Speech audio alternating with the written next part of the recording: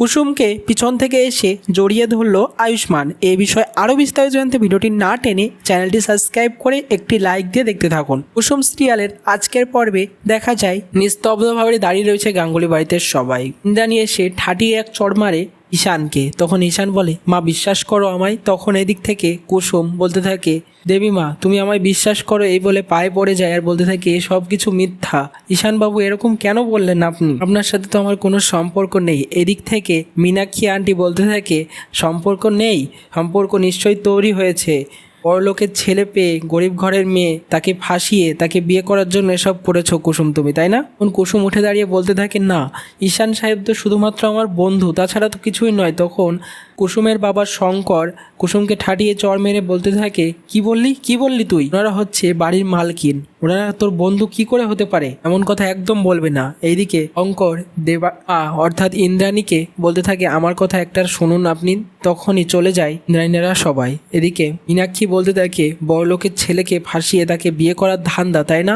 আজকেই দেখছি তোদের এই বাড়ি থেকে বের করার, এসো আমার সঙ্গে। তখন কুসুমদের বাড়িতে এসে পড়ে মীনাক্ষী এবং তাদের জামা কাপড় ভাঁজ করতে থাকে আর বলতে থাকে, আজকেই এই বাড়িতে তোমাদের শেষ দিন, এখান থেকে আজকেই বিদায় হবে। এই বাড়ির আরেকজন মালকিনও আমি, আমার কথার গুরুত্ব দাও, এই বাড়ি থেকে বিদায় হও তোমরা। কুসুম তো কান্নায় ভেঙে পড়ে যে এসব কিছুই মিথ্যা। অন্যদিকে দেখা যায় দেবলিনার বাড়িতে তার মা বলতে থাকে, কেন এরকম করলে তুমি প্রিন্সেস? এরকম করলে তো তোমার বিয়ের এঙ্গেজমেন্টটা ভেঙে গেল। তখন দেবলীনা বলছে, আমার সবটাই হচ্ছে চাল, না হলে এরকম কিছু না করলে ইন্দ্রাণী যে অন্যায়ের বিরুদ্ধে মেয়েদের উপরে রুখে দাঁড়ায়, তাহলে নিশ্চয়ই আমার ক্ষেত্রেও তার অন্যথা হবে না। নিয়ে দুজনে মিলে হাসতে থাকে। অন্যদিকে দেখা যায় গাঙ্গুলি বাড়িতে আলোচনা করতে থাকে ইন্দ্রাণী, আয়ুষ্মান এবং আজ বলতে থাকে, কুসুম তো অস্বীকার করছে, কিন্তু এদিকে ঈশান তো বলছে যে সে কুসুমকে ভালোবাসে। এরকম মুখের ওপরে তো ঈশান বলতে পারে না, তাহলে কি কোনো খটকা লাগছে? তখনই মীনাক্ষী আন্টি চলে এসে বলতে থাকে, দিদি আমি একটা বড় কাজ করে এসেছি। কুসুম এবং তার বাবাকে বাড়ি থেকে চিরকালের মতো বার করে দেওয়ার চেষ্টা করেছি, তাদেরকে বার করে দিয়েছি। ইন্দ্রাণী বলে, খুব মহৎ কাজ করেছো তুমি। এটা করতে তোমাকে কে বলেছিল? আমি বলেছিলাম এক্ষুনি গিয়ে কুসুমকে ডেকে আনো, ওরা ওই বাড়িতেই এখানেই থাকবে। আয়ুষ্মানকে বলতে আয়ুষ্মান কুসুমকে ডেকে আনে। ইন্দ্রাণী বলে, কুসুমের সঙ্গে আমি একা কথা বলবো, তোমরা সবাই এখান থেকে যাও। সবাই চলে গেলে ইন্দ্রাণীর পায়ে পড়ে যায় কুসুম এবং বলতে থাকে, বেবিমা বিশ্বাস করো, তুমি আমার দেবীমা, তোমার পায়ে পড়ে আমি মিথ্যা বলবো না, সত্যি বলছি।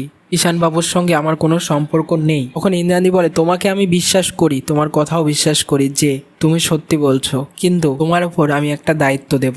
2 দিনের মধ্যে তোমাকে দেবলীনাকে বিয়ের জন্য রাজি করাতে হবে। কি পারবে তো কুসুম? তখন কুসুম বলতে থাকে, হ্যাঁ পারবো দেবীমা, এই প্রথম আপনি আমার উপর কোনো দায়িত্ব দিলেন, আমি সেটা নিশ্চয়ই পালন করব। এই বলে ইন্দ্রাণী সেখান থেকে চলে যায়। তখন বাড়ির সবাই এসে জিজ্ঞাসা করতে থাকে, কুসুমকে কোনো শাস্তি দিল না তো ইন্দ্রাণী? কুসুম বলেন, না আমাকে একটা দায়িত্ব দিয়েছে। এরপর কুসুম দেবলীনার বাড়িতে চলে আসে এবং দেবলীনার সামনে, এই বিয়েতে রাজি হয়ে যান।